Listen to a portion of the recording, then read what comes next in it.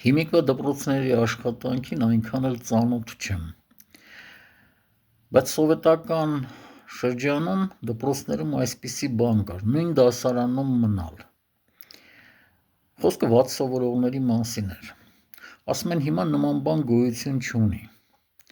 չգիտեմ կարող է ճիշտ է, կարող է սխալ,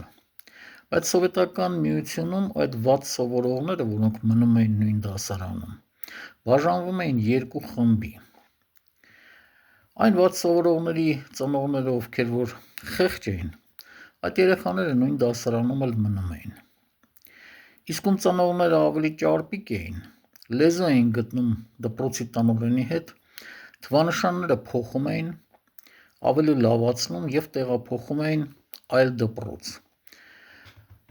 Կային երեխաներ, որոնք դպրոցը ավարտում էին 3-4 դպրոց փոխելուց հետո։ Հիմնական պատճառը հենց վատ սովորելն էր,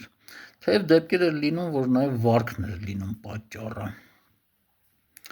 Եթե որևէ մեկը կարող է կասկածել սրա վրա, ապա սովետական միության ժամանակ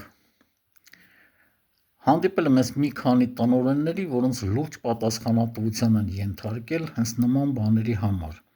եւ ոչ միայն նման բաների, այլ նույնիսկ ատեստատ էին վաճառում։